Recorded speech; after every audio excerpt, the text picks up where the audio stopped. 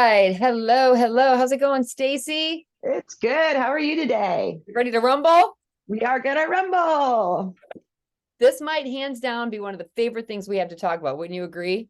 Oh, yes, sellers. Let's do We it. love it. And it's an extreme seller's market right now. So it's an apropos topic. We get this all the time. We ask about, is it a good time to sell? Is it a good time to buy? And I'm just going to put it out there. The best time to sell depends 100% on you and what's important to you and what that means to you. So we as professional realtors, right, have the unique ability to be able to take all the pieces of the puzzle of your life, put them together and make a really good decision around should you sell, right? That's a personal decision. I will tell you, if you're asking us, hey, is it a good time to sell? What does that equity position look like? What are we going to get out of it? Yeah, it is. It's a good time to sell. People have more equity in their homes than they have in a really long time. Let's not forget, you also maybe have to be a buyer. In which time, let me ask you the other question. Is it a good time to be a buyer? What do you think, Stacey? Is it a good time to be a buyer? It's a hard question to answer, right? It's an emotional time to be a buyer. Yes, we love emotion. Yes. So what we really want to talk about today is, first of all, if you're considering selling, the number one thing you should do is consult a professional realtor that can talk you through this to make the decisions about what is personal to you and important to your family about the move. That being said, there is one thing that we say almost every single day at the office, and that is, darn it all, we get back from a listing appointment and we say, oh, I wish that seller would have done what, Stacy? Called me 2 months ago. Yes, ding, ding, ding. Time is wonderful. I Yes. don't think sellers engage realtors soon enough into the transaction or into their decision-making process, I suppose, because it's truly, and I mean this, it's never too early to consult a realtor about this decision. Whether it's now, 6 months, a year, even a year from now, that's not necessarily too late. While the price that we talk about might not be consistent, because we know that price is a snapshot in what? Time. In It time. changes. We have to look and see what's going on in the market. It's not Exactly. what you feel, it's what's happening. That's, oh, amen. So we don't know exactly. We can give you maybe a range of price, but that's a very hyper local current thing. And one thing that we know that won't necessarily change is the return on investment that you're going to get by putting a little bit of potentially some work into the home. So I want to talk a little bit about, we want to talk a little bit about, well, what is that? What do you mean? Because one thing that we have to look at is things have changed, right? Like everything, the only thing constant actually is change. And if you're a seller and you've lived in your home for 15, 20, 30 years, you are assuming that the buyer is like you. And that's actually not the case. The modern buyer is a really different animal, right? When you bought the house, I'm willing to bet that you didn't care about upgrades or you could see past certain things. Nowadays, it's different, right? Like our modern buyer is about how old? Do you know the average age of the first time home buyer, Stacy? Do you have a rough idea of what that is? Early 30s right now. That's right. That's right. Which is a little bit later than what we're used to. Yeah. So what we can't do is assume that we know that the buyer or feel that the buyer is going to be like us when we were the buyer 20, 30 Right. years ago. Because human psychology tells us that, buyers buy on emotion and they justify their decision on logic. So while you as a seller could have seen past certain things and made a decision based on something different, the modern buyer does not have the ability. The statistics are that about 9% of the population has actual vision, and the rest just know that they want it to look a certain way. So if you're coming into a home, Stacy, and you're representing a buyer, right? Because you do a lot of that. And let's say the home has, brand new air conditioner, brand new furnace, the roof is new, the windows are new, but the home is very dated. Is your buyer going to be able to really see past that? No, there's going to be good points that I point out to them. Those are big ticket items. And it's my job to point that out to a buyer, but that their emotions not in the house. If they can't see themselves having their dinner at the table, gathering around the island of the kitchen, sitting in the family room with it all painted a nice color, neutral flooring, neutral walls. They have to be able to see themselves living in that space. Yeah. That's exactly right. We also we talk a lot about emotion and logic because we know that when emotion goes up, logic goes down. It has an inverse relationship. And if they don't feel good about themselves in that home, then we're never going to get them into a buying state of mind. Right. So if they walk in the front door and they say, oh my gosh, we know what those buying signals are. It's even, They're starting to feel it, right? yeah, I'm going to interrupt you though. Yeah, It's please. even before they walk in the front door. Ah, If I can't show them pictures of your house looking a certain way, I might not even get them in the front door. It is so mhm. important to get your realtor out there that knows what they're doing to get those pictures and your home presented in the most positive way, Yeah. or they're just going to scroll right past you.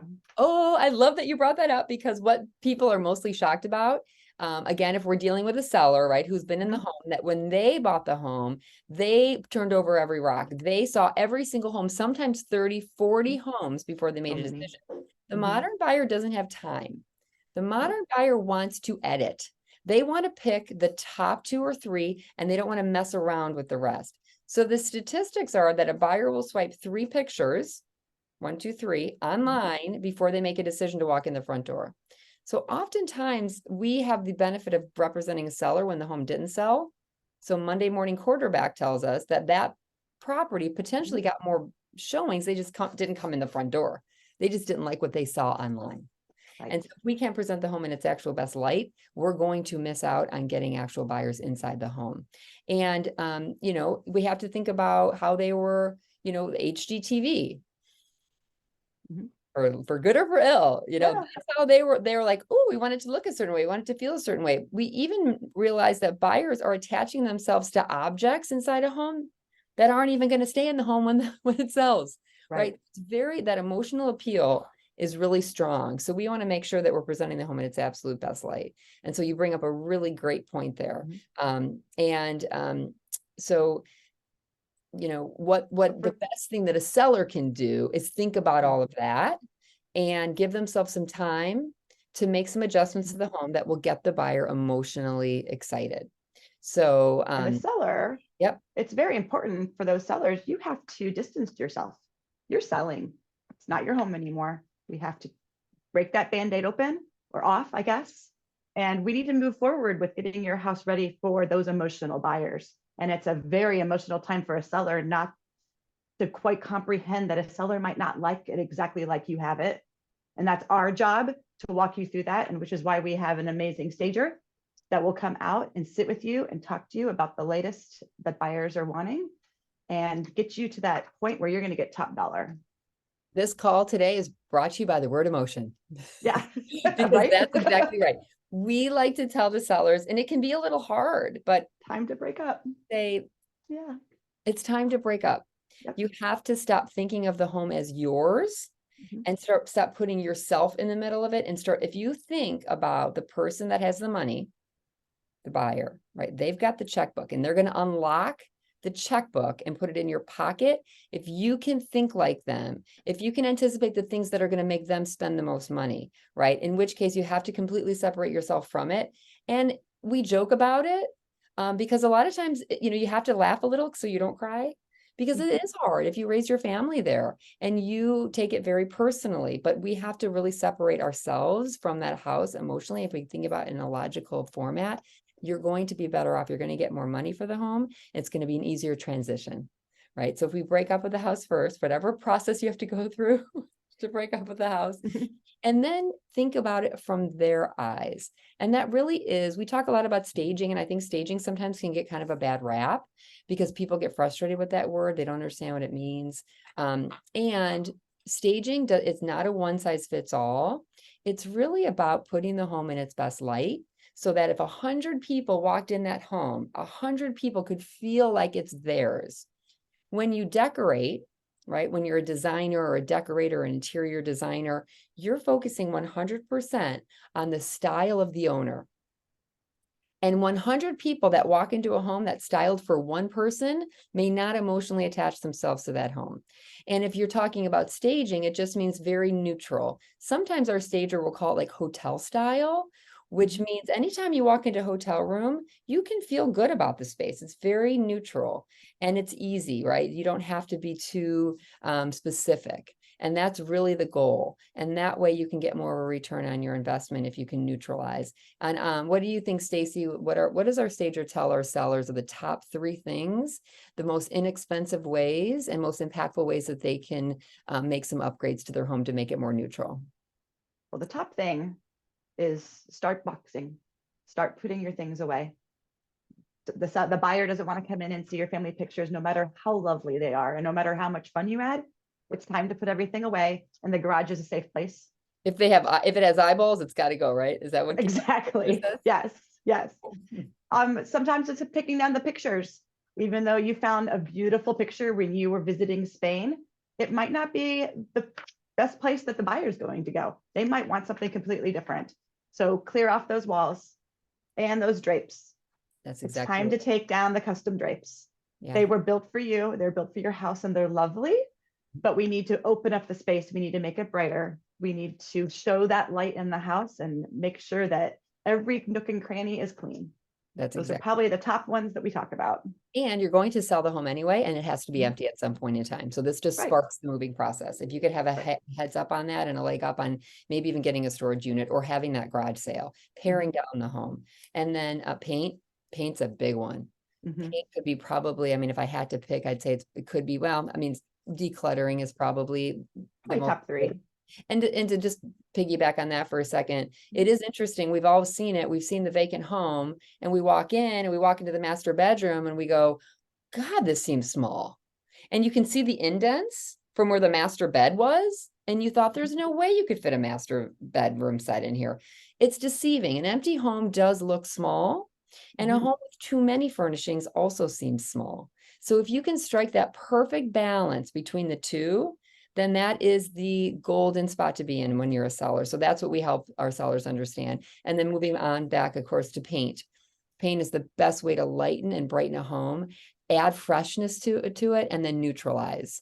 And I would be remiss if we didn't mention this, because our stager talks about this a lot, because things are so trendy, and we felt that big trend that always the trends happen out west and then they make their way to the Midwest, the grays, right? And the really ultra light bright walls, or like countertops. The sort of the neutrals that were more heavily on the warm side, like the golds and the reds, the Tuscan look, like that went out quickly. It feels like it's really quick, and then all of a sudden you're just in the middle of it. And then that pendulum swung to the grays. We are seeing now that it's coming back a little bit more to the middle, which is always a good thing, right? A nice neutral, which is not too warm and not too cool, could appeal to all different types of homes. The worst thing is when you have a lot of heavy wood, right? And then they go dark gray, or like everything's gray. And it's just a warm and a cold next to each other repel. So really making sure you're striking that balance. And then the third thing is light fixtures. Yes, always the light fixtures. Yeah. So and you'd be surprised too how buyers will attach themselves to a modern light fixture in photos, while sometimes our sellers are surprised that we're suggesting those small changes. But again, if something's going to anchor them to walk in the front door, if we can't get a buyer to walk in the front door of one of our listings, we'll never be able to get them to write an offer.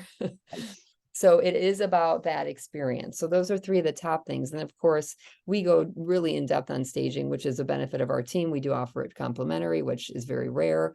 We feel so strongly about what a value added it offers to the seller, that it's something that we offer. So those are really important things to consider. When you're selling your home, if you can give yourself a little bit more time, right?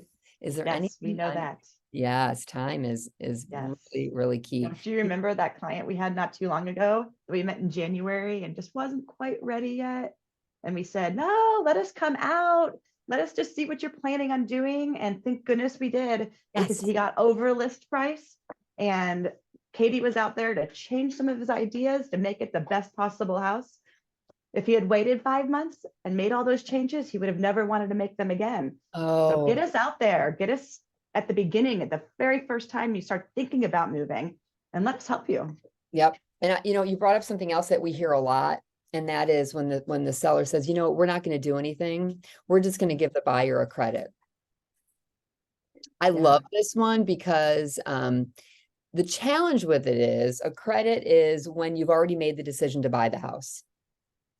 And if by not doing the work, you can't get them into the mindset to buy the house, the credit makes no matter, right? Right. You got to So get us it's out like, there. it's the Yeah. chicken and the egg.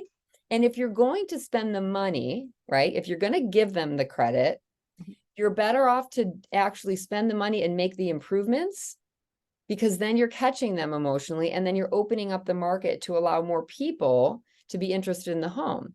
And like anything else, this is a numbers game business. The more buyers you have that are interested, the better chances you are of having more than one offer. And what do we love to say? What do multiple offers give the seller? It's my favorite L word. Leverage. Are you asking me? Leverage? Leverage. Right? If you've got Yeah. more than one person that wants to buy your home, Yep. you're kind of in the driver's seat. And if we And can then open the market to many, many, many people that might be interested in that, then you are the advantages of that are hard to even quantify. If you hold back and say, we'll give them that credit, well, that's great. But if that means you're limiting the number of people that would come in to see the home to begin with. If you're going to spend the money anyway, you might as well spend it on the front end right. rather than on the back end. That leverage brings up a good point too. And we talked about it a little bit at the beginning, and that's pricing. It's a snapshot in time. It's not exactly what your neighbor sold for. It's not exactly what your friend across the street sold for. It's what's happening in the market right now. And as a seller, you have to understand that if you have the best realtors, they're going to do the best comparative market analysis for you. And they're going to know how to price your house to make sure that you're getting all those buyers in, and that leverage with those multiple offers is the goal. Go. Bing, bing, bing, bing. Yep. That's a great point. And the other thing, I'm so glad you brought that up, because I think the last thing we wanted to talk about, which ties this up into a perfect bow, is that snapshot in time is really critical, because when we look at a comparative market analysis, we look to the past to determine what a reasonable buyer would think about a home that's similar, right? Because that's the only thing we have to go on. And so if we look in the past and we see a very clear price of a home, but then if the current market, right, if the current market has no homes listed at all, then you have a huge competitive advantage, especially in an extreme seller's market when there's many buyers looking to buy every home. So you can be a little bit more speculative, I guess, on that price if there's no competition. But the flip coin of that is if you see a very clear price of a home that sold in the past, yet we find ourselves in a shifting current market where all of a sudden there's 4 or 5 or 6 homes that are actively listed that would be your competition, that are priced less than the comps from the past. The past comps almost don't have much water, because we know we need to fit into the current competition. And if the past has us priced here and the competition has us here, right? And we price ourselves here, Right. and there's other similar homes that are here, we're never going to get that offer. So, in this crazy market, even the price could shift from the time we take the listing, have it staged, which could even be a week or two. It reminds me of a home I currently sold. When we sat down at the table to talk price, I said, the comps are fabulous. The challenge I'm seeing is in the last 4 days, 5 new homes came on the market that were in there, that would be their competition. It surprised me because it was a really great price. It was like just south of 400,000, which is a very competitive price in today's market.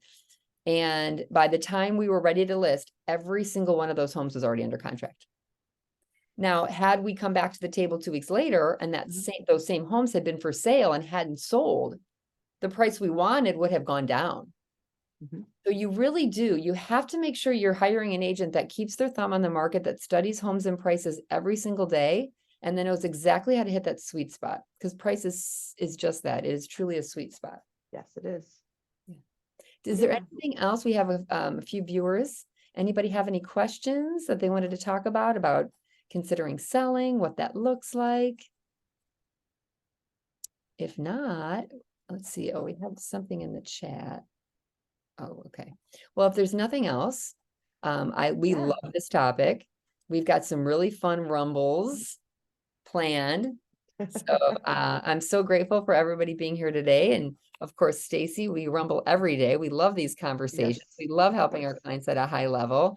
And we will keep you posted when we have the next one. If anybody has any suggestions for what they want us to rumble about, other than physical fighting, we're all about it. So, Bring it on.